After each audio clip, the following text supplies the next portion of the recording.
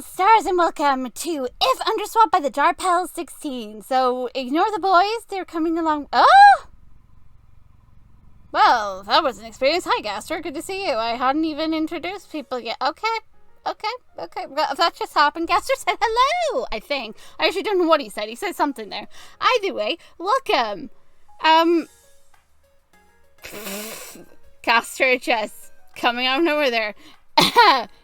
Where was I? Oh, yeah. No, I've totally lost it. Okay, let's just get on with it. Wow, Gaster, really? Right off the bat. Purple eyes, pink, yes. Wear glasses, yes. Black hair, no. I don't have black hair. My character has purple hair, but, you know, we're gonna go with, yeah, we're gonna go with white. We'll be on the albino. Ba-da-da-da-da-da-da. Ba-ba-ba-da-bam-bam-bam. Wow.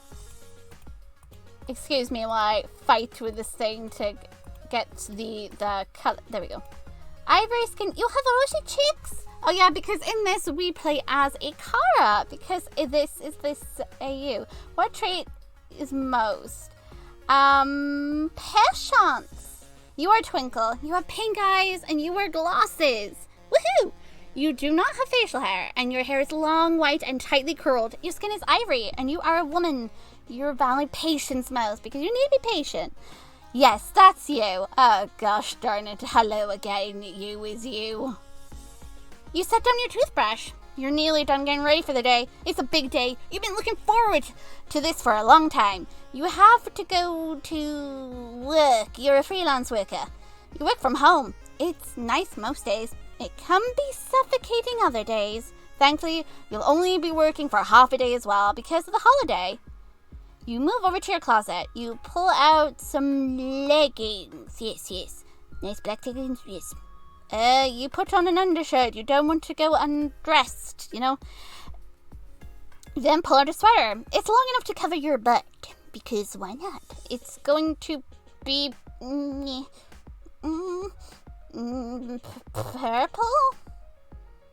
Yes, it's going to be purple and it has a lovely, thick black stripe. Yes, because you love wearing striped sweaters, yes.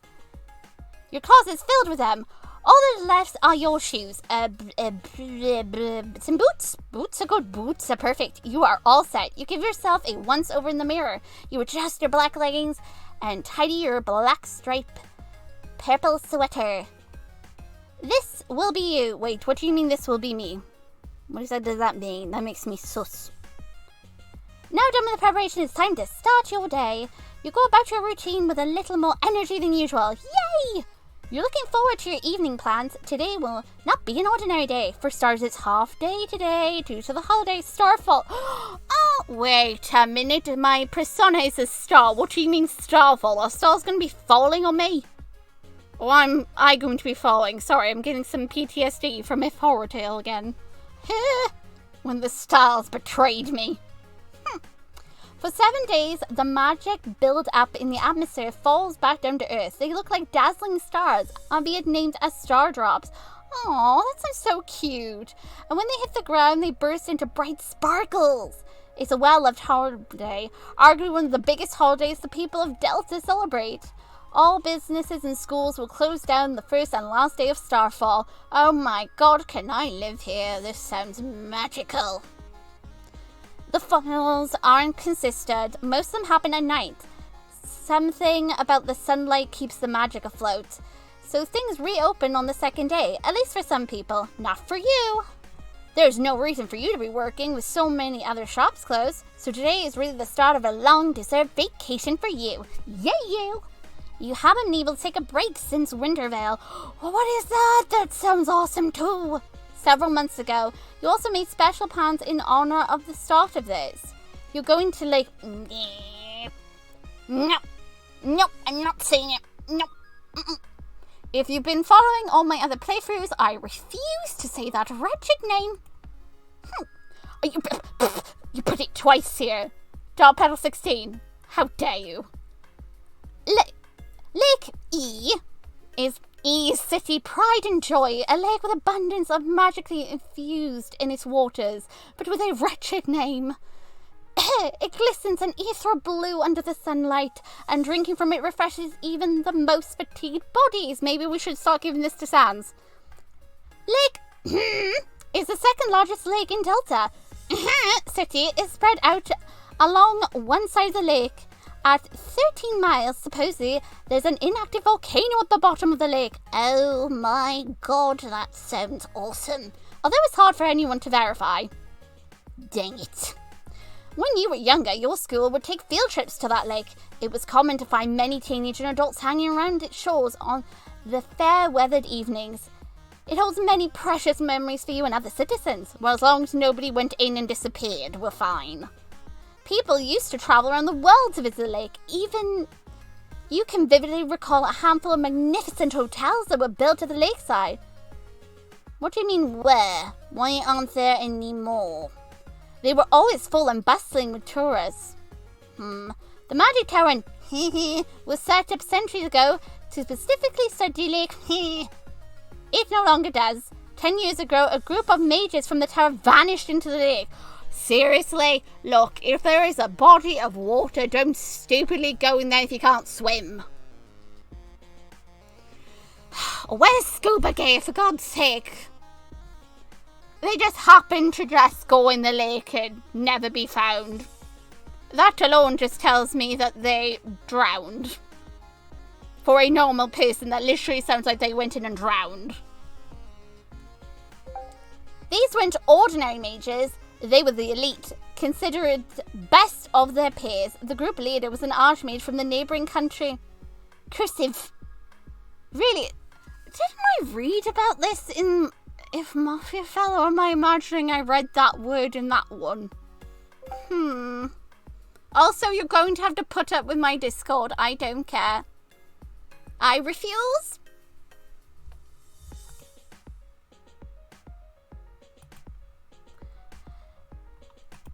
Okay, the investigation into the lake was carefully planned for years and hotly covered by the media. The mages were supposedly to be capable of handling any unsuspected or dangerous situation, yet they disappeared without a trace. Here's my question for you. Could they swim? Did they have their swimsies on? Did they have little floaties? Like, seriously, if they could handle anything, could they handle breathing underwater? Are they like Harry Potter? Am I supposed to be concerned? Wait, you just confirmed we're going to this freaking lake where people disappeared. It's another freaking character that I'm going to have to smack, isn't it? They weren't the first group to do it. Oh, for God's sake. Yeah, we're going to this magical lake named after that wretched mountain. And guess what? People went missing. But it's okay. We're going anyway. But hey, guess what? More people went missing before the mages. Oh, joy. This is going to be one of those adventures, I see. Great. They weren't the first group to do it. Many, many more have vanished into the lake. Most commonly mages. Oh, brilliant.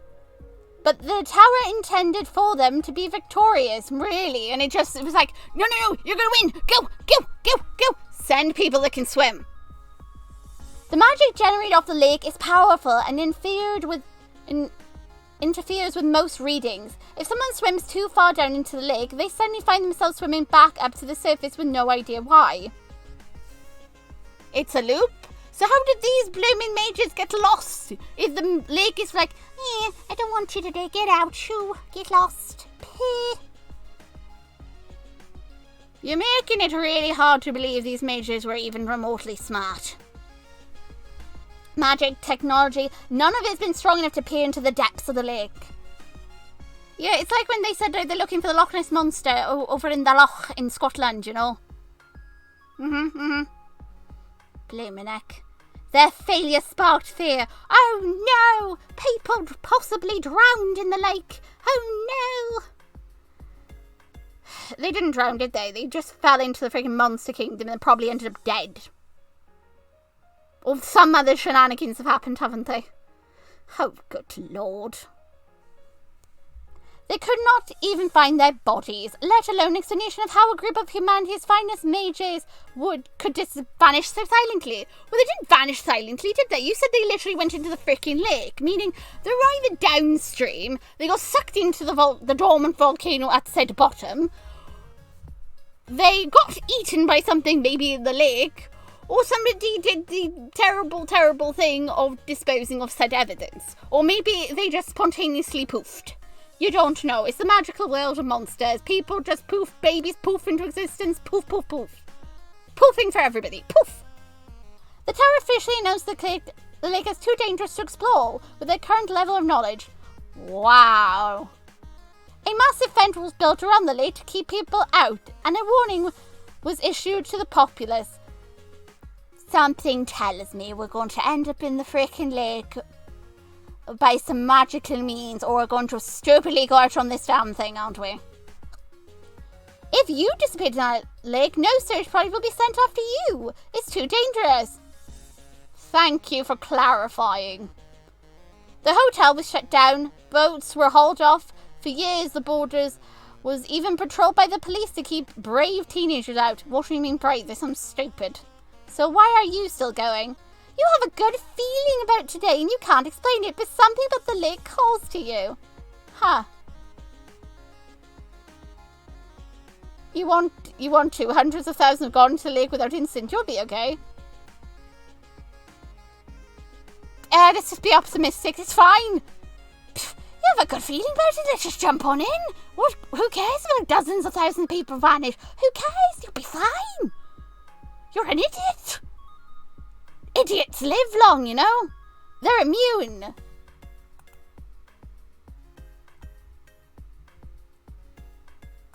Like, they're literally immune. I'm going to imagine my character I'm magic. I'm fine. Who are you to deny the feeling? Exactly. Forget the danger. Forget common sense. Forget the masses. Forget the police. Forget the fence. Dive on in. Come on, everybody. Let's just all go. Who cares? It's fine. As long as the lake is like, come to me. Come to my depths. Sure thing, Lake. I'll be there as soon as possible. I'll get on the first bus and head straight there. My character. You always had a good intuition. It's arguably your best quality. You leave your home and raise your right hand over the doorknob. On the back of your hand there is a special tattoo. Huh? It's unique. A rare invention made for someone like you. It's made of magical crystals turned into dust and infused in a magical enriched ink. It's made in the shape of a heart. Freaking no. Flower no. Butterfly no. Moth no. X no. Oh god no. Lightning bug no. Cloud. Do we have a star? Moon? 4-pointed? 5-pointed? Ooh. 5-pointed star. Yes, I'm going to have stars on me. Gaster gets to have holes in his hands. I get stars. I like stars. You place your hand over the door and the insignia glows a dull bright blue. It tingles every time you... Oh, tingles. Click. The door is now locked. And judging by how small that glow was, you'll have to refuel your insignia soon. What do you mean refuel it? Do I need to go to a gas station or something? What is this? You're the only human alive without an ounce of magic after all. How do you know that for a fact that you're the only human in all of existence that has like no freaking magic? And yet you have magical stars on your hands. What is this? What is this? What is this? Should I really believe you? Most of humanity is born with some magic. How can they get to have magic and I don't? They get to be freaking Harry Potter and I don't? What the hell? It's ingrained in everything humanity does. Magic is required to lock doors, use phone, even flush public toilets. Well, that is freaking unfortunate then. Humanity, go back to being humanity. Why do you need magic to flush your toilet? You know, you can just make a little... You know what? Forget it. Humanity is weird. It doesn't take much magic to do these things. Most humans only have enough magic to interact with day-to-day technology. A small portion of humanity has an excessive amount of magic that they can learn how to do more with it. Cast spells, for example. An even tinier portion of humans are born with so little that they require magic tools to go about their lives. Well, Talk about not thinking of those that are not able to actually use magic. Insensitive. They should make sure that, you know, those that are... Wait, does that mean that because you don't, you're technically, in a sense, because you aren't born with something that is normal for everybody else, that means you have a disability, in a sense? Am I wrong to think this is kind of like you have a type of disability? The insignia on the back of your hand is mandatory for you to go about your day. The magic crystals inside the ink retain magic and will activate whenever your palm touches something else. You lovely you. What the heck, character? Really? Zark, I saw what you did. Leia, I saw what you just snuck in there. How dare you? Are the only living human to have no magic. You can't know that for a fact, though. You don't know that for the fact. I call malarkey. You can't know that for like a definite freaking fact, character, because people are born every single second of the day all around the world. I refuse to believe you're the only freaking person that doesn't have magic, and I also find that very unfair that you don't have any. Every month or so, you have to make a trip to the magic tower and get your insignia recharged. You never want to run out of magic. When you were younger, your crystal fizzed out at a restaurant. You went to the restroom and the door locked shut behind you when you ran out. You didn't even have enough energy to flush, let alone use your phone or unlock the door. You had to wait for someone else to come by to let you out. Oh, that's just embarrassing. I'm so sorry that happened to you. Wait, now I'm caring for the character. No. It wasn't the first nor the last time to happen to you. Sometimes things take more magic than you expect. Oh gosh, bless. You used an elevator once that took half of your magic due to it suddenly breaking down. Not only were you stranded, but you couldn't use the emergency button as it ran on... Freaking magic, really? Nor your phone, because again, it ran out of magic. You couldn't stand on the back of your hand. Ugh, that is so annoying. Continues to go... continues to glow a faint blue light. You leave for the lake. I don't care. If you people wanted me to read that freaking word, you forget about it. Go back to like the first episode of If Underfell. This is the only time I said that wretched thing's name. It takes you 20 minutes to arrive at your destination. Ever since you made the decision to come to the lake of on the first day of Starfall, you've been planning for this. Your first step was getting a boat. This was surprisingly... Wait, why was it easy? I thought you said they took all the boats away.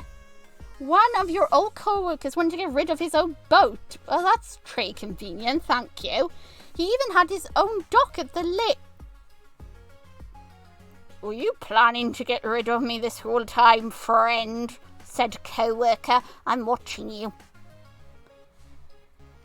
Useless to him now that with the closure, technically no one could access their dock or boats. Everyone had 1 year to get their boats out of the lake or forfeit them until who knows how long. He never got his boat out. When you asked for it, he gladly gave you the key. He's like, yeah, I know you can't get it out, so it's fine. Here, you can have the keys. You can play with them. The next part was getting fuel. The boat ran on magic. Far more than you could reasonably supply, so you had to purchase pre-charged magical crystal. Last of your dinner, you pack your favourites. Cookies! I don't care, I'm doing this. Delicious. Yummy. After all, ever since, if you know what comic I'm referring about with this, I've said this before, it's the one where Underswap, when Blue gets a hold of the cookie jar and he hides behind the SpongeBob SquarePants poster, and Papyrus tricks him by literally just shouting the theme for a SpongeBob, and he comes out and he grabs him because he wanted him to go have a bath. That's what that is a reference to. Once you reach the lake, you climb over the fence and follow the path to the lakeside. You had a good idea where the dock was.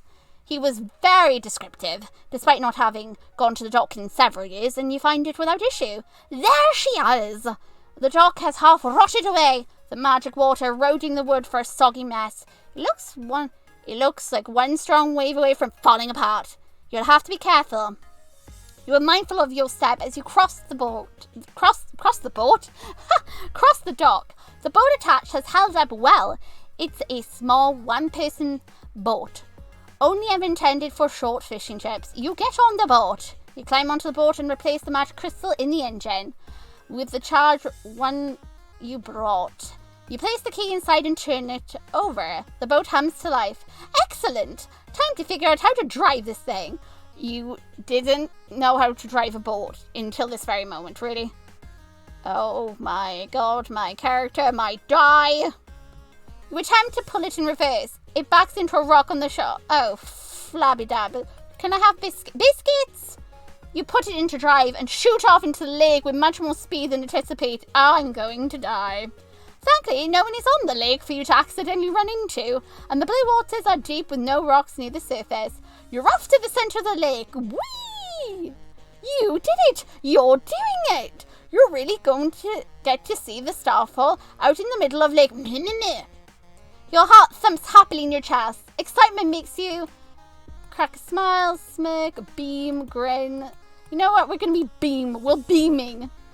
It takes 15 minutes of driving until you're far out enough that the city is but a distant image. You turn off your boat and it gently sways with the waves. The sun has already begun to set. It's nearly time. You make yourself comfortable. You sit on the top of the bow and stretch out your legs. You lean back on your palms and look up at the dark sky. The sunset has painted it in orange hues that gradually fade to purple and indigo. Stars twinkle above you, the light enchanted by the magic of the atmosphere. Minutes tick by as you patiently wait for the sun to go down. Twilight begins. You see the first star drop fall from the sky, a brilliant glimmer of light that is rapidly followed by several more. They twinkle in the sky before they fall to the ground. One falls in the lake, and the moment it touches the surface water, it bursts into a kaleidoscope of bright blue sparkles. Oh my golly. You say in awe, your heart skips a beat, you're stunned speechless. You know what? This one, your eyes widen in wonder. It's amazing. Each magic that falls onto the lake illuminates the water. So enwrapped in the view, you barely notice that it's also causing the boat to rock. Oh god, am I going to fall in? A star drop descends directly to you. How big are these things? It wouldn't hurt you to catch. Are you sure? No one has ever gotten hurt by a falling magic. Oh god, it's either passively absorbed or clings to your skin like glitter for a couple of days. You stretch out your hand. The star drop bursts into light as soon as it touches your palm. Its vibrancy momentarily blinds you, and you can feel the waves crash against the boat, swaying you. You blink away the dots. Dozen upon dozens of star drops rain from the night sky, each a different colour. They come at an increasing frequency. Every moment one lands on the water, you are momentarily blinded by their bright hues. You flinch, forced to keep your eyes closed. The boat rocks fine. I'm going to fall over, aren't I? I'm going to fall in. You are blinded by the magic just as the boat suddenly rocks violently. You desperately try to grab on the edge, but the motion is too much of a sudden jerk. You're thrown over the edge and into the water with enough force that your head hits the surface with a resonating splat. Ow! You rapidly descend into the water, too disoriented to tell what is up and down. Oh god, well, open your eyes in the water. Might as well. You open your eyes and are immediately blinded by a dozen more star drops pelting the water surface. You have to reflex and close your eyes. The pain of being blinded too great. There's a tug in your chest. It's a sudden pull on your entire body as you are yanked in one direction. It's enough of a startling motion that it rips the air you had been holding. You've been desperately holding. Wait, who's pulling me? You're being dragged by an unseen force. Ring-a-dings, you're not pulling me, are you? You're not trying to kill me already, are you? I mean, I did see your text pop up, and you're the only one so far that I've seen. Or at least seen active, like, doing something. Unless I'm getting dragged down into the underground automatically. Who freaking knows? I'm assuming the underground's there, but why is it underwater? Is it in the freaking volcano? Oh my god, where are we going? Your entire body tumbles, twists, turns, and somersaults like a ragdoll in water. You're blind, out of breath, and struggling to keep conscious. All goes black. Oh, hello again, Wing-a-dings. I was just asking, did you just try to kill me, or are you trying to help me? What are you doing? I don't know if he tried to kill me. Does somebody know? Was he attempting to kill me? Were you his? Maybe he just wanted a hug. Maybe he's lonely. I don't know. Long ago. Oh God, we're back to this again. Okay, folks, we're beginning now. Long ago, two races ruled over Earth, humans and monsters. One day, war broke out between the two races. After a long battle, the humans mysteriously, and I still don't believe it, won the war. They sealed the monsters underground with a magic spell, and humanity continued to thrive afterwards. Mages helped guide the ship and shape the government that stand today. Really, I hope it's not the same mages that went in the freaking lake and then disappeared, because, oh boy, humanity is doomed with those guys. Magic is a treasure for humanity. Really. Really. Really. Most humans are born with magic, although only a small portion have enough to become a mage. You do not have magic. Thanks for reminding me. But that's okay. You have something as I swear to God, don't you dare. Something even better. Oh, for God's sake. Twinkle, level 1, crystal caverns. Oh, yay me. I feel special. You blurrily open your pink eyes. You're alive! You're alive! You apparently sit up straight. The movement is too sudden, and at once you feel a rush of dizziness. You blink away the dots. You reach up to touch your face. You pull your cheeks apart. It stings. You're alive! You really survived all that. You're amazing. That was amazing. Hooray for being alive. Hooray! Character, calm down. I know you're excited to be alive, but how do we get from drowning in the lake to wherever we are? I don't care, I'm alive. Oh, shut up, soul. More than alive, you feel great, energized even. You stand up and take a look around your surroundings. You walk in a bed of large flowers. A vivid variety of blue and white. Tall grass stretching up to your knees. It's unlike flowers or grass you've seen before. The flowers are comically large and symmetrical, not to be magical. The grass looks more like seaweed with its wavy structure and blue-green tint. Had you not noticed the stone walls surrounding you, you would have thought you were in a field. Cave walls have boxed you in. They stretch up higher and are bumpy, with many rocks and glittery crystals sticking out. Oh my God, that sounds amazingly magical. You glance up, your eyes widen in wonder. The ceiling is filled with holes. Oh my God. They've got skylights, and in each hole you can see water sloshing. It's held by an invisible barrier. This reminds me of like an episode from like the Little Mermaid TV series. And no, not the Little Mermaid. I think it was actually Aladdin, where the mermaid swaps places with Jasmine, and Jasmine gets locked in the cavern. And then there's these like little openings on the top of where she is that she can see out and see everything going on in wherever there's like a body of water. She can see out of them. That's what this is reminding me of right now. Oh, do I need to save? I should probably save. Actually, wait. Your music is low. Okay. Anyway, its still waters churn and lap against it. The cave ceiling, like its walls, have many rocks and crystals jutting out from it. They glitter and glisten, each projecting their own light. Wait, they aren't ordinary crystals. Those are magical crystals! One of the most valuable resources in the entire world. And this whole cavern is filled with them. What a beautiful sight. You're in awe. Oh my God. It's truly breathtaking. You take the moment to admire the view. You beam as you do. Beauty aside, you wonder where exactly are you? You were on a boat in the middle of that wretched lake, whose name shall not be named. The waves got out of hand, and you were knocked out of the boat. You fell into the water and got dragged down by a current. I'm not sure you could call it a current. I feel like it might have possibly been someone in particular, but I have no evidence to support it except for the simple fact he spoke twice. So I'm sus of him at the moment. But I'm watching you, Gester. I'm watching you. You're not certain what pulled you down, or why it pulled you down. Thinking carefully through your memories, you don't remember much else between blacking out in the water and waking up here. You stare up at the ceiling. Are you at the bottom of the lake? The longer you stare at the rippling water above you, the more certain you are of this. Let's see. Oh well, you'll be okay. You're certain you can figure this out. Why not? We need to stay positive. Yes, that's right. You do not have magic, but you have you, I swear.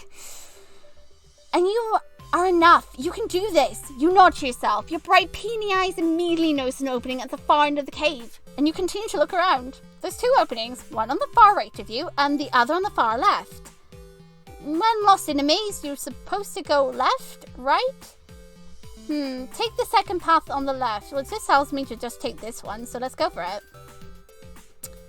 You go down the second path. It's not very long. It leads you to a small cavern where you see a lot of that seaweed-like grass. Out pops a flower. It's a strange flower. It comes up to your knees and has big yellow petals and a face in the center of it. Its black eyes stare up at you, and it smiles. In such a sweet voice, it speaks to you. Howdy, I'm Flowey, Flowey the flower. I haven't seen you before. Are you new here? You nod, relaxing. Maybe this flower can help you. Can he though? Is he swapped with Temmie in this universe? I can't remember if his personality is swapped with Temmie. And whether or not, I think he's still hostile, isn't he, in this? I cannot remember if he's hostile in Underswap. I cannot recall. You haven't seen a talking flower before, but on TV you've seen mages enchant inanimate objects to talk. A few years ago, talking mirrors were very popular as well. Is that a reference to mafiafell? Golly, you must be so confused. Let me be the first to welcome you to Underground. Someone ought to teach you how things work around here. I guess little old me will have to do, Flowey continues. The flower gently sways side to side as he sweetly speaks. That would be kind of him. His smile widens. Ready? You confirm you are. Here you go. Your chest starts to burn. Oh, he's not friendly. A blue heart shimmers to life in front of your chest.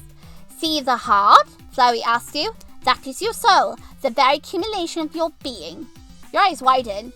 You've heard of very powerful mages able to manipulate their souls. A handful could even become soul-bound to a chosen partner. Oh my god, are we going to soul-bond with people?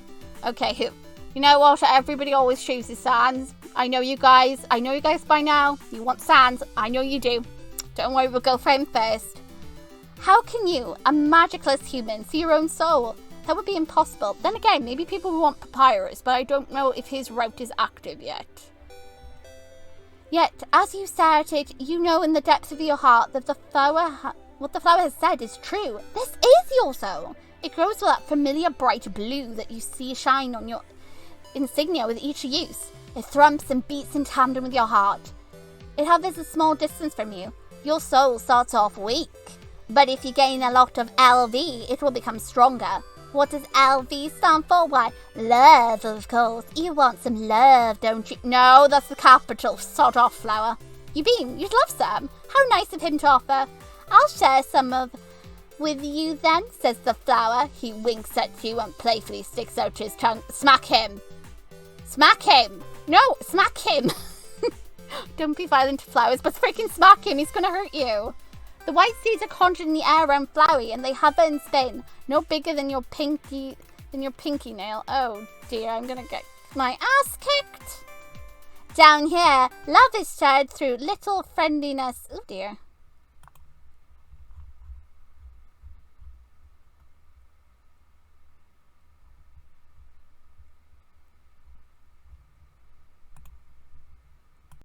Down here, love is shared through little white friendliness pellets. Flowey asks you, are you ready? The seed slowly moves closer to your soul. Move around, get as many as you can. You step closer, letting the pellets hit your soul. Pain. It's like unlike anything you've experienced before. You've been pricked by a needle, burnt by something so hot. Gotten your fingers frostbitten. You've even broke a bone. I've never done any of these things, so just for the sake of it, we'll just say we need stitches before. I don't know. The pain is unlike any of that. It's such a sharp, freezing pain that it burns you. It pierces through you like a knife would with soft butter. It overwhelms your sense and becomes all you can focus on. Pain. Dilapidating, agonizing pain. Oh god, I'm getting PTSD now from freaking Sans. Your very soul has been assaulted and it flickers weakly in front of you like a dying light. Oh no. The flower's face molts into a wicked grin. You idiot, in this world, its kill or be killed. Why would anyone pass up an opportunity like this? Oh, good lord. Hundreds of pellets are formed around you. Die. Oh my goodness. Flowey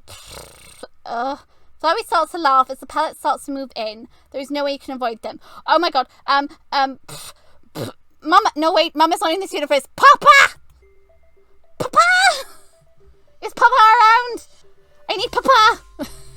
People are going to be like, wait, why is Twinkle shouting Papa? Because in this universe, Tori and ASGORE are swapped, aren't they? So I need to call for Papa. Freaking Papa. Where's freaking Daddy ASGORE?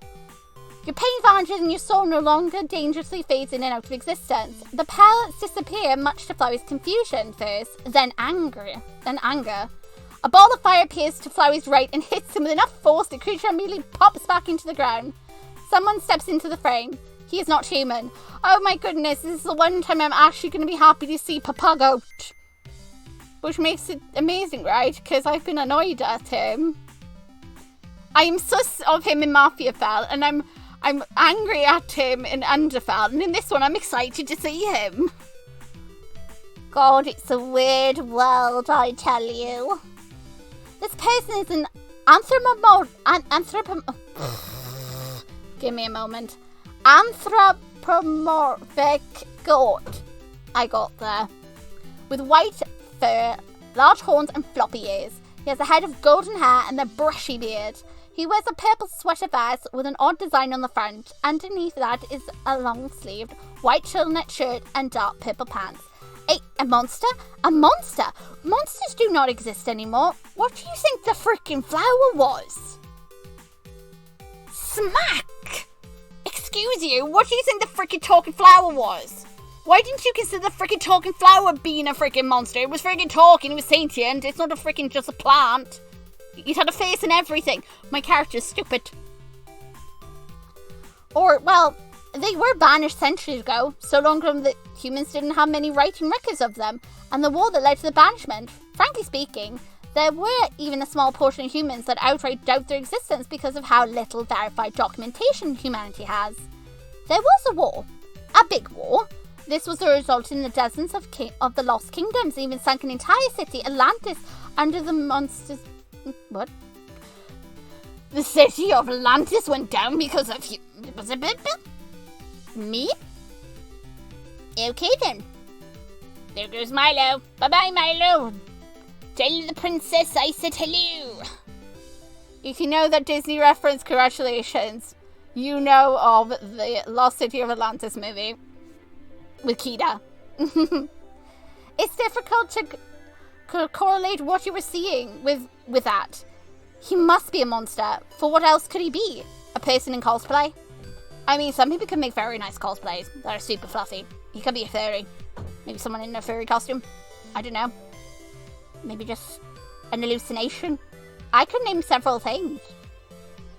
But I know he's a monster. And he's your savior. He is Papa. Humans did not have horns, nor so, nor floppy ears. Some humans could be hairy, but not that hairy. Furthermore, if you consider the previous encounter, that flower was likely a monster as well. I passed judgment before I read further, I am sorry. I will not do it again. The monster gives you a pitiful look. Why are you looking at me freaking pity? You notice he's carrying a watering can. What a terrible creature torturing such a poor innocent youth. Youth? Oh, do not be afraid, dear child. I am ASGORE, caretaker of the Crystal Cavern. Okay, as much as I love Tori, I love where he lives a lot better. Can I live in Crystal Caverns? I love crystals. I love shiny things. I'm a magpie. Adopt me. But I swear, if you suddenly turn to even 1 second, there's any chance of you becoming like Underfell, ASGORE, or the other one, I will clout you. I water the plants around here, says ASGORE. Child? He thinks you're a child? You're not a child. Although people do regularly mistake you for being much younger than you are. Tell me about it. My home is not far from here. You may rest there if you wish. He kindly offers. That is generous. Your soul faded away from view. While the first monster wasn't very, kind, you have a good feeling about this one. You want to trust him. You'll happily tell ASGORE you'll accept his help. ASGORE smiles at you. Very well. He extends a hand out to you, and you accept his hand. His fur is surprisingly soft. He takes your hand and starts to tug you along. Oh, he wasn't going for a handshake. He actually wants to hold your hand. Huh. Does he actually see you as a child? Oh, let him. It's fine. You ask ASGORE how old he thinks you are. A child, he says. Very young, are you not? No. Why does he think that? He blinks in surprise at you. Oh, truly? Truly, you're an adult human. But you're magic. Wow. Everyone just kick me while I'm down. Seriously, just hit me where it hurts. Point at the fact I am lacking. Go on. Who cares about my feelings? Who gives a toss, right? Well, just hit me when I'm down. Because why not? But I'll forgive you because you're the nice ASGORE. He stops walking at that. The monster turns to face you, his eyes significantly wide. You do not have magic. That is freaking correct. Thanks for stating it, Captain Obvious. How is that? ASGORE's black eyes look you up and down. Are you okay? Honestly, no. I'm dealing with a freaking idiot. A positive idiot, but that's okay. Because it's me, and you are you, I am me, and we are going on with this, aren't we? Your earnestly concerned tone makes you smile. Okay, he's growing on me. I love this freaking goat version. It's not the first time someone asked you that when they found out about your condition. Not all responses are good. Oh no, what do you mean? Who picked on me? It is considered disability. Okay, so I am right. It is a disability. People look at you oddly for it. They treat you differently. Aww. Even if they can be polite about it or nice about it, they still separate you from the others. I hate that. I've always had to deal with that, being like isolated from others or like being treated differently when they find out like I do have like a mental condition. So how I perceive the world, how I interact with things and deal with things is different from others. Sometimes it's caused like misunderstandings and stuff. So I can totally understand where this character is coming from. Wow, I actually am going to like this character a lot more than I did with... Oh no, am I going to get attached? Dark Petals, why? Why did you have to make a relatable character? How dare you? Some people will give you looks of pity. Others will have a hard time meeting your gaze. Clearly uncomfortable to be around you. Why? It's not like you're ugly or anything, or that you're mean. They're just like, oh no, I can't be near you. You don't have magic. You're not normal. What is this? A paper freaking Bakugo from My Hero Academia? Where they're like, you know, when you start treating Deku badly. And then keeps like continuously bringing up the fact he doesn't have a freaking quirk. My god, people are toddlers. And some can be mean. You lived your whole life like this. It's all you've ever known. Oh, but I'm going to be nice, so I'm sorry. I am... Bad me! I'm no different than the bullies. You are different from the others. No, apparently I'm not. The commenting person, the person behind the keyboard is not apparently. I've been saying stuff. But not due to the fact that you're lacking magic. It's just sort of like your reaction or decisions. I'm just digging a hole, my own little grave over here. Ignore me. I'm just gonna, I'm gonna go in the corner and start like, planting freaking mushrooms like Tamaki does in freaking Oran High. Ignore me. There are things you can do and things you cannot. You need help from others at times, even if you want to be independent. Yeah. You're okay with you. You're happy with who you are. You reassure ASGORE that you're fine. You patiently explain this is how you were born. You show him your right hand and display the bright blue 5-pointed star. ASGORE gently takes your hand. He marvels at the insignia. You notice, as he's looking it over, that it's very bright. It was dull early in the day, yet the shine that emanates is impossible to ignore. You can see it's been fully recharged with magic. I'm assuming it's because like we're in this area and because our character literally had a freaking star smack him in the hand. Like, and we went in the water, didn't we? Did it soak in the magic of the lake when you fell in? Or did something else happen? Yeah, I wonder if something else happened. I'm looking at you, Gaster. Did you do something? I am saying nothing. I'm watching you. I don't know if you're behind anything, but I'm still watching. Curious. I do apologize for confusing you with a child, ASGORE says. You beam. You tell him it's no issue. This is a beautiful piece of magic, he says. Thank you for showing me. You thank him for helping you. ASGORE sheepishly smiles. I could never stand by and watch someone else be hurt, human or not. You beam. Pleased by your response, ASGORE carefully holds your hand and continues to walk. He guides you down a tunnel. You're curious though. Why did he think you were a child? Monsters age from their magic. They do? He patiently explains infants and small children have very little magic. He pauses as he thinks over his next words. Monsters vary in size, shape, and colour. The only way to determine our age is the magic. The older the monster, the more magic they have. Okay, so that explains why Papyrus is older. So technically, Papyrus is older out of Sans in this, right? Is that what I'm understanding? Because for some reason I thought he was younger in this AU, but is he older than him? Someone down below, let me know. In this AU, is Sans is the younger brother, is he then in this? And then he's the older brother? Papyrus is the older one? Because I mean, half of the time I can't tell who's younger and older. The only ones I know is Underfell, where literally Sans just tells me straight that that's his younger brother, and the younger brother is taller. Oh. Humans decay? Sorry if that's the wrong word.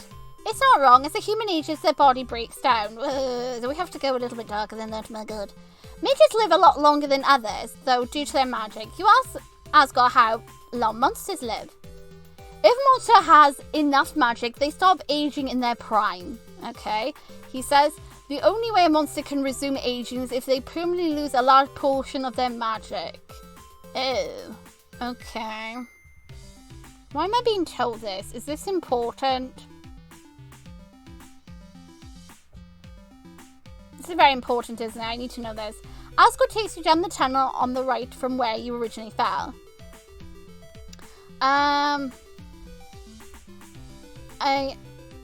You ask ASGORE if it's normal for souls to be visible here. ASGORE pauses, walking for a moment. The goat monster glances over you. No, it's not. Oh dear. Flowey didn't seem surprised when your soul appeared. Of course he didn't. It's not normal, ASGORE says slowly, but it's not unheard of either. It's an effect that happens most often when humans and monsters encounter each other. Encounter? A monster's magic initially reacts to their emotions, as does a human's soul, he says. When both have strong reactions near each other, an encounter happens. Is it always dangerous? ASGORE shakes his head. No. Long ago, it could be used to share strong positive feelings. Humans and monsters who are very close to one another could start an encounter from their joy. Oh, that does sound lovely. Can I have one of those? That sounds so freaking cute. Can I have one, please? ASGORE smiles. Doesn't it? It does. It sounds adorable. Can I have it, please? ASGORE has led you into a long rectangular cavern. There are 2 more tunnels inside this cavern. ASGORE takes you down the farthest one. Okay, so we're going to ask him... Explain where we are. This is the underground, he says. Long ago it was called the Kingdom of Ruin. Is it not anymore? Many of the monsters simply refer to this place as the underground, he says. There's no need to differentiate our kingdom when there is no other kingdom. How many kingdoms do you humans have now? No kingdoms, but humanity has 6 countries, you explain. What happened to the kingdoms? ASGORE asks in surprise. War? I'm sorry to hear that. You shrug. It was generations before your time. It's history now. You live in the largest country, Delta. There was a Delta kingdom, muses ASGORE. Was the term country adopted because they kept kingdoms was too archaic? I'm guessing old-termy? You don't know. A lot of history was lost, unfortunately. That's a shame. A lot of humans would agree. The tunnel's very long. There is another tunnel on the left. Am I supposed to be paying attention to the actual way he's going? Because I see it specifically telling me left, right and stuff. Am I supposed to write this down? I'm going to get lost, aren't I? Oh, god damn it. Oh, well. There's another tunnel on the left, but ASGORE walks by it. He guides you to the very end where the tunnel splits off to the left and right. On the right, it looks like it leads to another cavern, and on the left is another tunnel. You and ASGORE go down the tunnel. You ask ASGORE if other monsters are like him or Flowey.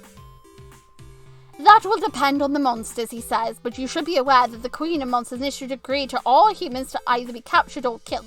What did I do?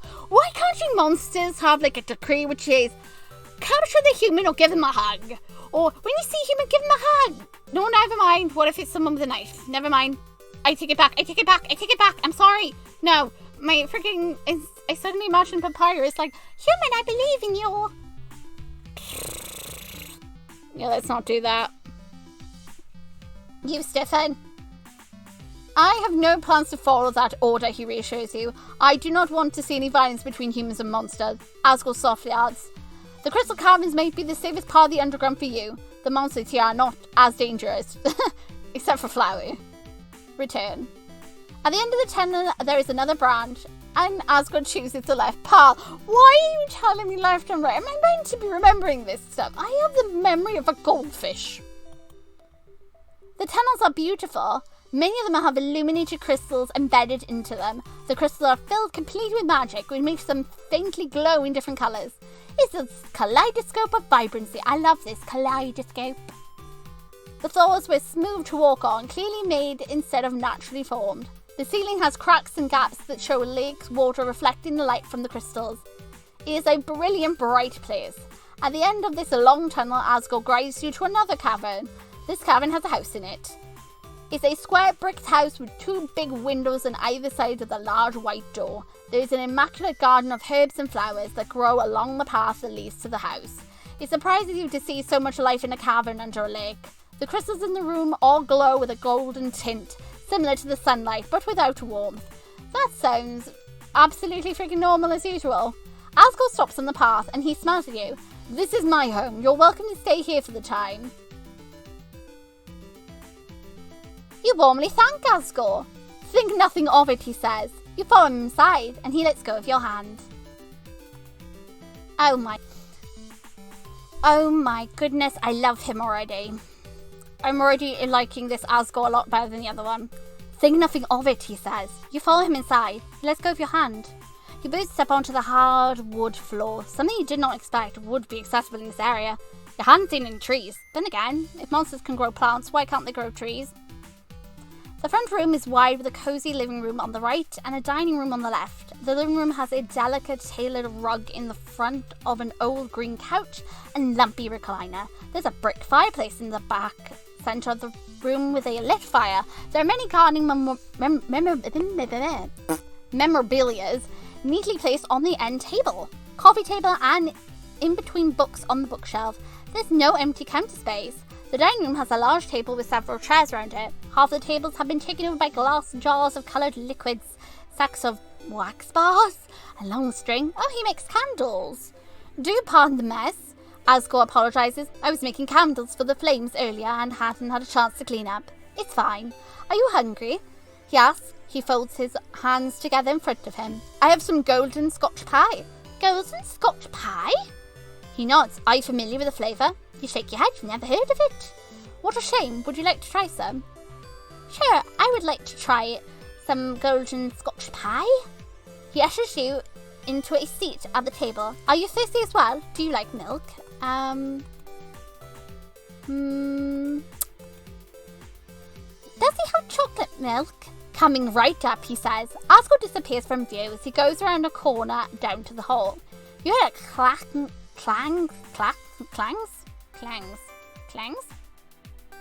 Okay, the sound of dishes hitting each other. And a cheerful hum as the monster readies your food. He returns a minute later. He sets a plate in front of you with a fork and your drink. Golden Scotch pie looks a lot like butterscotch pie. The slice of pie in front of you has a flaky sand-coloured crust and a brightly golden mousse filling. Over the top of that filling is another layer of pale yellow cream. Finally, there are tufts of whipped cream whipped out in the shape of flowers at the top. Oh my god, he's fancy! Oh my gosh! ASGORE sits at the table beside you with his own cup of tea. You take the first bite. The taste of butterscotch with floral notes. It's hard to describe the floral aftertaste. It's stronger than rose, but not as overpowering as lavender. Ugh, I couldn't eat lavender. Forget lavender. Lavender, go away. You figured it must be the golden part of the pie, a golden flower. As long as it's not flowery. I don't think I'd cope with that. Is it alright? He asks you. I haven't fed a human in a very long time. Wait, you said you hadn't fed one in a long time. What do you mean? It's delicious. You enjoyed the pie. He beams, his whole demeanor brightening. Truly, truly, I'm relieved. I have plenty more if you want. Definitely. You happily eat the pie, and ASGORE brings you another slice. You eat until you are full. A yawn escapes you. I have a guest room you may sleep in, he offers. Yeah, that sounds good. ASGORE shows you down another hallway. He stops outside the second door and opens it to a tidy room. I look at my room and I'm like, I'm not tidy. It's green, yellow, and white, very spring-orientated. Oh my goodness. Please tell me, like, if you open a different door, there's like an autumn room and a winter room. Oh, that sounds magical. Eee! The bed has a floral pattern on it. There's a bathroom next door if you need to freshen up, he says. I'll be staying up for a few more hours. If you need anything, please don't hesitate to reach out. You thank ASGORE again. The monster pats your head, his entire hand engulfing the top of your head, and he says, sweet dreams. He shuts the door behind him. You kick off your shoes and crawl into bed. You set your glasses down on the nightstand. I never do that. I completely forget and either fall asleep wearing them or they're on the bed somewhere, and then when I wake up, I'm searching for them. Don't do that, kids. Your day started off so normal. Now you're sleeping in a monster's house underneath the lake. You close your eyes and try to get some sleep. You think it's morning when you wake up. Oh god. Oh no. Hello again, Augusta. How you doing, Wingadings? So, about what you're up to... he left again without me getting to say anything. You're so rude. You wait, I'll get you when you're out. You just hold out there, Gaster. I'm not done with you. Anyway, your mind is foggy. You get out of bed. When you leave the room, you immediately smell food. Oh my god. It's vaguely familiar, but there's an off smell to it. Wait, why is there an off smell? He's not going to try to kill me, surely he's not going to. It's ASGORE, right? Right? Maybe he will. Try to kill me in a few of them. You follow your nose to the kitchen. ASGORE's made an impressive amount of dishes, and he notices you enter in the kitchen and turns to face you. Good morning, he enthusiastically greets you. Since you enjoyed the pie, I thought I'd make more sweet foods for breakfast. Oh, but I did add healthy stuff as well, so don't hold back. Eat up as much as you like. You beam. It all smells great. I have some spare clothes I found for you, he says. If you want to take a shower this morning, I'll take your dirty clothes and wash them. Oh, that's not... Do you smell? ASGORE chuckles. No. I simply thought you would be more comfortable in clean clothes. You glance down at your sweater and leggings. I mean, I'm surprised I haven't caught a freaking cold. Didn't I literally fall in the Star Lake thingamabobber? Wouldn't I be soaking wet? I guess because it's magic, it doesn't matter. True, it's magic. What am I talking about? There's no logic. They don't look dirty, but you have been wearing them for over a day now. You accept ASGORE's offer. I have some gardening to do today. Weeds pop up overnight. You're welcome to explore the tunnels today, he says. Do be careful though. Not all monsters will be friendly. If you encounter a mean one, please run back here. They won't chase you. How does he know for a fact they won't chase me? Have they chased him? Has he, gotten into kerfuffles with these guys? That's good to know. You'll be careful. Start your new day. Okay, ASGORE has loaned you a sweater 2 sizes too big and a pair of shorts, pants, and oh, I'm wearing baggy clothes. Now we'll go with pants. Not the comfiest of outfits, but it gets the job done. The sweater has something in its pocket. You pull it out. Okay. It is a crudely drawn map over a gridded paper. ASGORE must have put this in here. Oh my god, there's a map? Oh my gosh. Am I going to... Hold the phone, folks. Hold it, peeps. We're going to take this freaking map. Hold on, folks. Give me 1 second. This is going to get a little bit awkward, but it's fine. Don't worry about it. Trust me, I know what I'm doing. I don't really know what I'm doing, but trust me, I have an idea.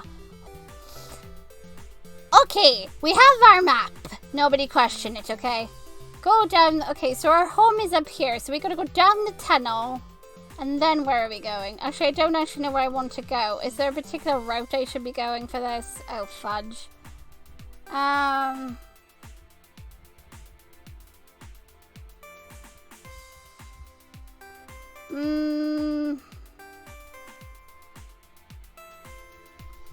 Okay, let's go down the tunnel. Oh my gosh, it's a little mob. It's so freaking cute. Ah. The magic crystals sparkle as you walk by. This time you notice that there are pockets carved out of the upper walls. Taking a closer look, you see there are tunnels. You walk down the tunnels until the path branches. You may go down the right tunnel, or you may continue to go forward. I want to know what's down in this opening down here directly below first, and then we can go over here. What is all the way down here? Forward. So I want to know what's in this room. At the end of the tunnel, there's another cavern. The crystals in here are glimmering with red, orange, and vibrant yellow colours. They flicker like candle flames. Well, I guess my little map is not needed then, since we have one on every map. But never mind. I was like, I'm going to be fancy. I'm going to put the map up here. No, never mind. It's not needed. Okay, well, oh well. At the end of the tunnel, there's another cavern. The crystals in here, blah, blah, blah, the flames of a candle. To the far left of the cavern, there is a long table set up. Candles in the glass jars are perched on the table. There are several small flames with tiny eyes and tiny arms standing behind the table. There is a sign propped up in front of the table. Candle sale made by flames. All proceeds go to flames. Oh. 1 candle for 1G. Biscuits. You don't have any money. What a shame. There's nothing else for you to do here. Okay. Okay, so we're gonna go... I guess... I actually don't know which way I want to go.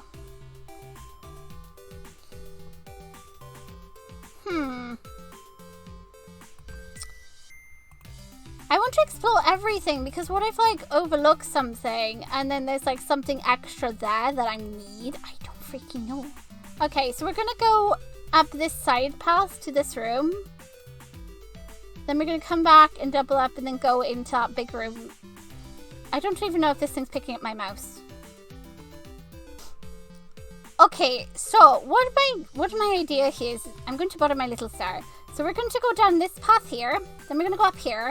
We'll go up here, then we can come back, go into this room. Actually, no, we'll probably explore this first, and then on the way back, we'll come down this tunnel, and then in here. And then go all the way back to ASGORE. Because we know, like, the way of the ruins is behind the house, right? Logically, that's where it freaking is, right? Right? Exactly. This way here is where we started, over here, the far end. This is, like, where we fell. So...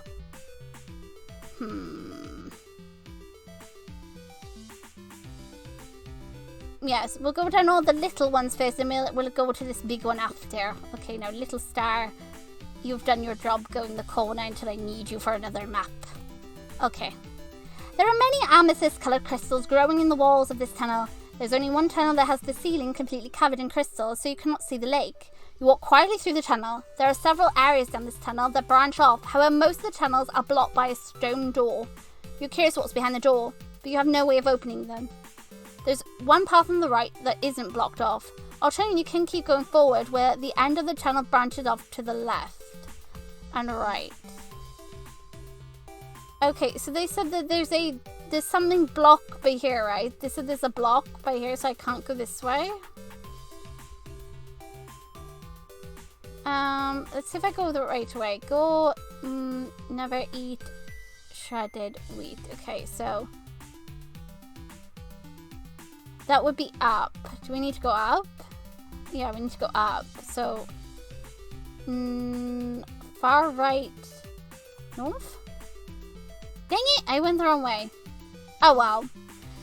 Green and yellow crystals glint on the floor and the sides of these walls. There is a long tunnel. There's another path on the side, so you can keep going forward. Side? Here we go. We're going to go in this one. We're going to explore here. Ah! The moment you step into the room, your hand tingles. You look down at your 5-pointed star. It's brightly blue. Glows. Why is it glowing? What's that? You take a step forward and the light goes away. You step forward and it returns. Huh. You take another step forward and the pulse quickens. You wave your hand to the right and the left and it reacts more when you get closer to the side of the room. What? What on earth is happening? Have I got like a freaking metal detector in my hand? Like, I don't know. Clue detector or something? What's happening here?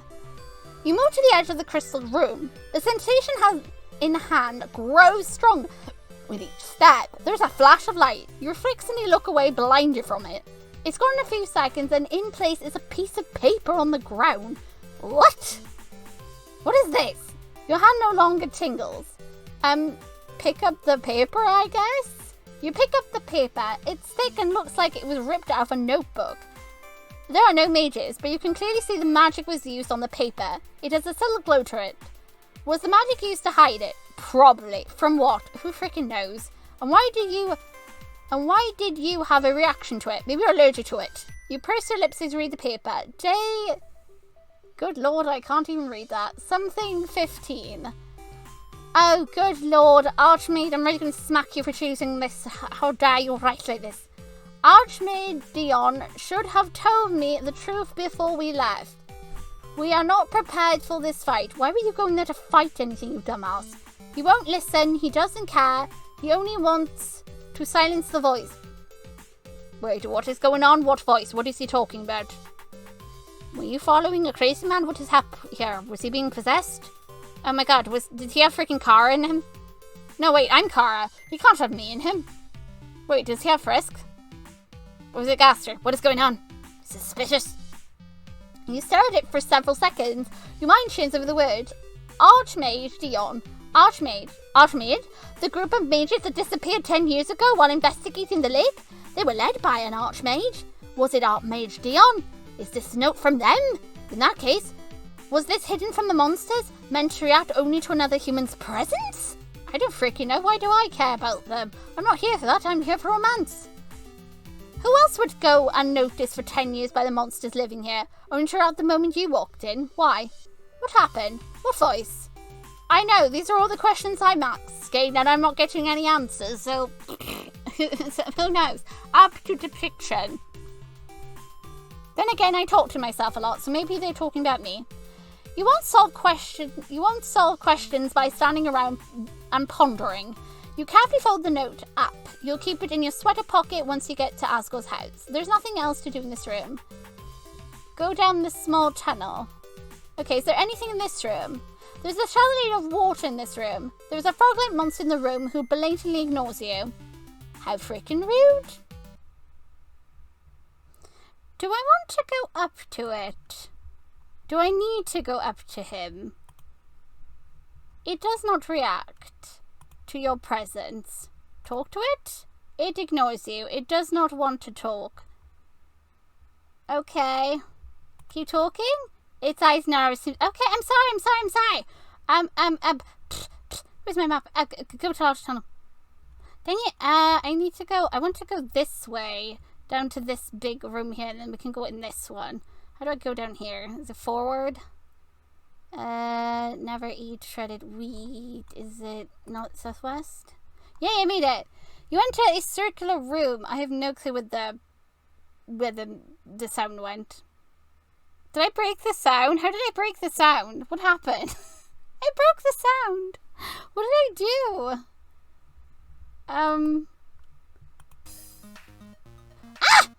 No, I wasn't done. Don't do that. You enter a circle room. A huge crystal dangles from the center ceiling.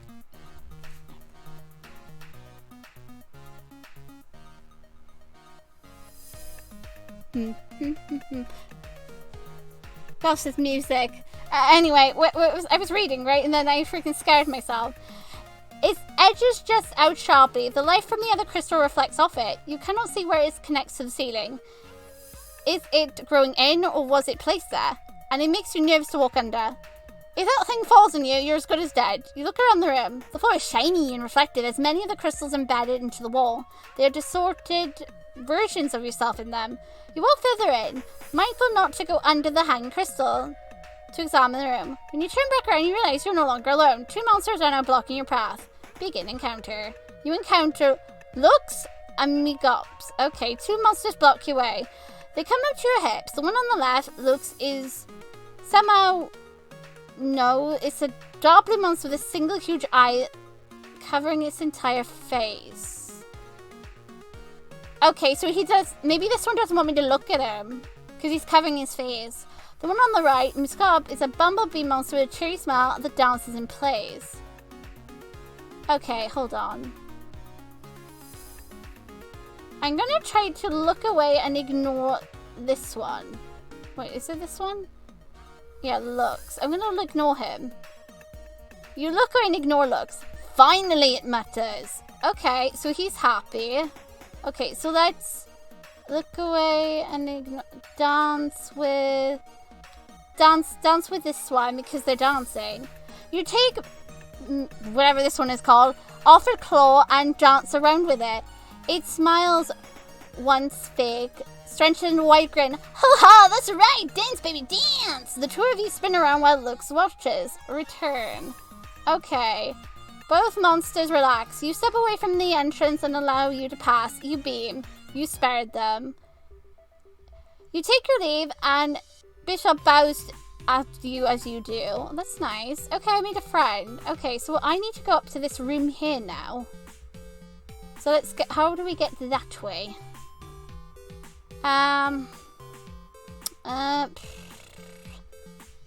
East? No, I'm going the wrong way. Never eat shredded wheat. I went back here. This is not where I wanted to go. Biscuits. Thank you. I want to go... My sense of direction is abysmal, just saying right now, so be warned. Never eat... I need to go forward, right? Because I'm assuming if I go north, it takes me back up, right? Southwest? Ah! Looks like... Okay, looks like these two have left. Okay.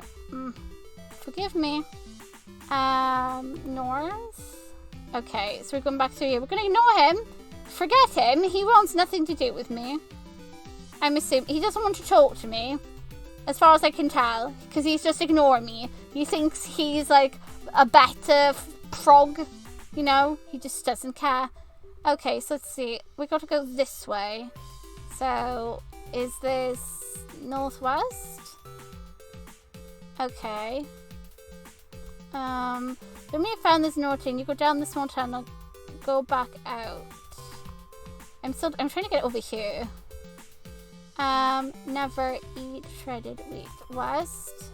Okay, can I go up inside the room though? Yeah, I'm in here. Okay. This room looks familiar. You think you are near where you first fell. There are two tunnel entrances ahead of you, one on the left and one in front of you. Or you can go back where you came from, the tunnel behind you. Don't. I'm terrible at freaking directions. I'm a miracle I got here. I want to go down this one here, into this branch. So, never eat shredded. This is southwest? Yeah, I'm in here. The tunnel into this room is small and cramped. You had to suck in your gut to squeeze through. The room is empties into a brilliant shade of pink. Many of the magical crystals retain a pink, purple, and red glow. There are dozens of pink flowers sprouting from the ground. You realize you are not alone. Oh dear. What does it want? A pale pink monster stares at you with a wide eye. It's a ghost-like monster with bangs holding over its left eye. It's only visible. Wait, is this Mettaton? This is Mettaton. As soon as it spots you, it trembles. Oh, it's okay. I think this is Mettaton. Is this Mettaton? I think I just found Mettaton. Because he and Underswap swap around, don't they?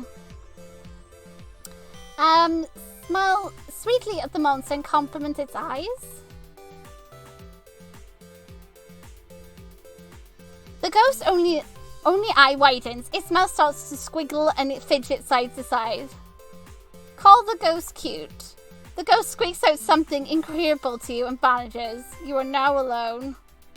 Oh no. I tried to be friendly. Pooh. I scared him. Did I do a bad? I just want to say he was cute. I think I messed up. Oops. I didn't mean to. I just wanted to be fudge. Dang it. Did I? Meh. Did I mess that up? I might have. I don't know if I did.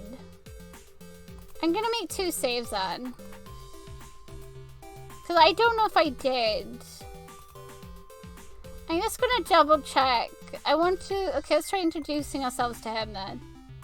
Okay, no. He just automatically runs away. Okay. Yeah, no matter what I choose, he just leaves. Okay, good to know. Okay, I just thought I like totally messed that up when I was like sweet to him. Compliment the monster smile. Oh, here we go. So I did mess up. The smile on the monster's face stretches. Thank you. Call the monster cute. Dang it! Gosh darn it all. Why is it so hard to like do this? Introduce yourself. Oh, damn it! Why are you temperamental? I want to be friends with you. Compliment the monster's voice. Oh, METTABLOOK. Okay, well, there we go. I know. People are like, Twinkle, stop barking. I don't care. I want to be friends with this ghosty. Leave me alone. The monster color turns from pale pink to a hot pink. Thank you. I'm METTABLOOK. You introduce yourself. They smile shyly at you. Nice to meet you. I normally come here to avoid others, but I'm glad I didn't avoid you. I'm glad too. It was wonderful to meet them. Oh, you're nice, METTABLOOK whispers, their mouth turning wiggly again. They slowly vanish from sight. You are now alone. Okay, now I feel better. I would have felt bad if I scared him. I know. Everyone's gonna be like, Twinkly, why did you do that? I had to. I messed up. I spooked a ghost. It's, you know, a ghost. METTABLOOK. I spooked. I can't live with myself if I scare the METTABLOOK. It's bad enough if I accidentally hear Blooky. I can't. It's Blooky. I just can't do it. Okay, now the mirror's me. Can we get over this way without me like messing it up? Okay. Never eat shredded wheat. So it's west.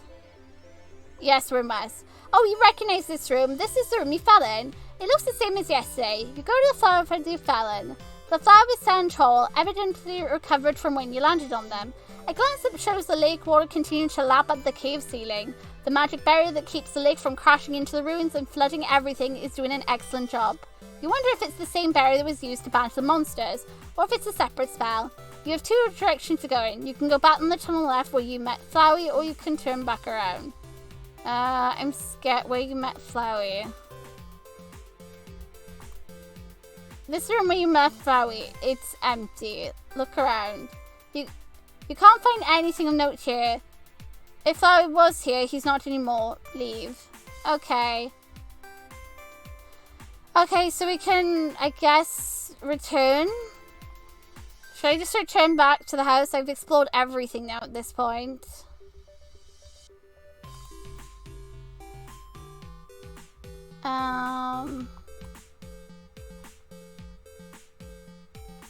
It's okay, yeah, everybody's left. Okay, so I might as well just go return to ASGORE's house. It smells like ASGORE has started making food. You could stop exploring and join him or keep exploring. Well, I've explored everything, right? Just in case, though I haven't, and I have need of coming back here, I'm going to save again. End of the day. You spend the rest of the day helping ASGORE with gardening. He's happy for the company. When it's time for dinner, ASGORE makes the food while you relax. You join ASGORE for dinner. The fireplace crackles to life. The entire house smells of homemade food that makes your mouth water. Oh my god, I'm so hungry. I hope you didn't run into any trouble while you explored the caverns, says ASGORE. I kind of did. I spooked a ghost on accident and I felt instantly bad, so I kept trying and trying until I made him happy. People are going to be like, Twinkle, how dare you? I know, but I had to. I wouldn't have been able to live with myself. Nothing you can't handle. That's wonderful to hear, he said. Did you have fun? It was a very interesting experience. And you did enjoy walking around. This whole area is something straight out of fantasy. You scarcely believe there are so many magical crystals here. This environment is aptly suited to grow them, he says. Do crystals grow all over the underground? No, he answers. ASGORE chuckles. Of course they grow. Oh.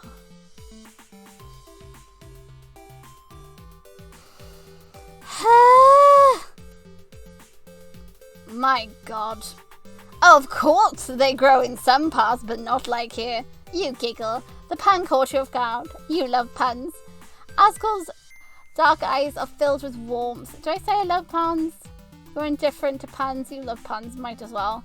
Filled with warmth, the two of you start to eat. ASGORE makes a large variety of foods. The more you eat, the more you feel a tingle in the back of your mouth. It's not unpleasant, though it's noticeable enough that you can't ignore it. ASGORE must have noticed your expression, because he asks, "What's wrong?" You mentioned the tingling sensation. "Oh, that must be the magic," he says. "All the food here is made with magic. Magic is completely absorbed by the body, so it processes differently. Even though you don't have magic, it should convert to energy," he said. "I've not encountered someone with your situation, so I can't be certain." "Well, you had the pie without issue. That should be fine. You finish your dinner and feel full." Oh my goodness, how long is this chapter? As you help ASGORE clean up the plates, you consider what you're going to do tomorrow. It's time to think about what's to do long term. You ask ASGORE if he knows of a way for you to return to the surface. He frowns. Yes. How? "In the castle gardens," he says. "There is a staircase that leads to the surface." He sets down his forks. "Humans may leave, monsters may not." "Humans can leave? How does he know?" ASGORE begins with a deep breath. "Had a human child many, many years ago. They would cross the barrier frequently and come back with small things they found." "Oh boy.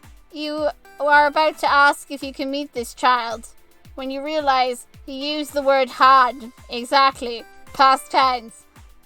The goat monster looks away from you, grief clouding his eyes. You quietly ask if there's any other humans in the underground. "Not that I'm aware of," he says as he looks back at you. "You are the first human I've met since my child passed." Oh god. You think of the numerous disappearances around the lake. Is it possible a lot of them drowned? Probably. But it's also possible they end up in different areas of the underground. Maybe? That's quite a stretch though. How would they get there? Isn't that the only way in, by that little section of friggin' flowy gods? It is wonderful of ASGORE to open his home to you, but do you really want to stay here indefinitely? I can choose to stay here, really? Why are you giving me this option? How dare you? I can't stay though. I got an adventure to do, right? I need to go to the surface. Why are you giving me the freaking option, Dark Petals? How dare you? No, you want to leave the Crystal Caverns. You understand that the monsters outside these caverns, they will likely attack you, ASGORE says softly. Yes, do you remember what he said about the Queen's orders? You wish to leave regardless?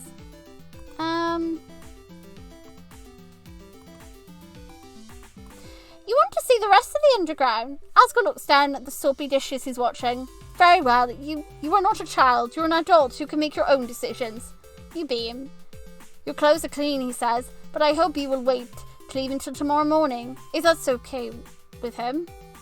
Yes, I would hate for you to start your journey in the dark, ASGORE resumes washing. And do you know, you are always welcome to come back. My home is open to you. Oh my god, hug Papa, hug him. You hug ASGORE around the side. The goat monster startles and then lets out a chuckle. He shifts around to hug you tightly. Oh my god. You cheerfully reassure him you'll be okay and you'll definitely see him again. His gaze is warm and gentle. I want to believe you. So do. Yeah, definitely believe me if I tell you I'm coming back. Trust me. I'm an idiot. I'm definitely coming back. He laughs. Good morning. It's time to leave. Oh my goodness. This chapter is so freaking long. My throat. Okay, let's carry on. You're back in your black leggings and sweater and are ready to face the day. ASGORE guides you through his house and out to the back door. At the very back of his cavern, there is a large blue door. He says, this door separates the Crystal Caverns from Snowdin's Forest. ASGORE pauses. You'll have to cross multiple areas in the underground to reach the castle. His expression clouds. It will be dangerous. You understand. His smile looks pained. This is for you. He says. He pulls out a black scarf. I've enchanted it to help you. Oh, thank you. Rise, why didn't you accept the scarf and wrap it around your neck? I'm very confused why it's black. Is that black like my soul? Monsters use magic to regulate our body temperature, ASGORE begins to explain. So many of our homes do not have extra protection from the environment. This scarf will protect you from some of the more extreme areas. Oh my god, I have a magical scarf instead of a magical flower? Oh my god, I'm never taking this off. That's very nice of him to do this. You immediately go in to hug him again. ASGORE accepts your embrace tightly. He gently pats your back. Please be safe, he whispers. You will, and you leave the Crystal Caverns. We are finally at the chapter end, and before anybody else, yes, there is a few routes in here. I can't at the exact moment recall every single route available in here, but either way, you've chosen to be positive and warm at every opportunity. What a brilliant heart you are. Oh, fantastic. Great, let's go to Snowdin. Because, my goodness, that was lengthy, but hey, I finally have a papa. That's a new one for me. At least I got a really nice warm scarf, though. And I have a paper about some mages who are dumb. Well, they're not actually dumb. Something happened, clearly, but probably the Flowey. Flowey's like whispering the A's. Go do who friggin' knows? And, of course, we've seen Gastro, like, more than once. And also, sorry for the squeaky mouse. That just happens. Anyway, I'll see you guys in the next episode. Bye!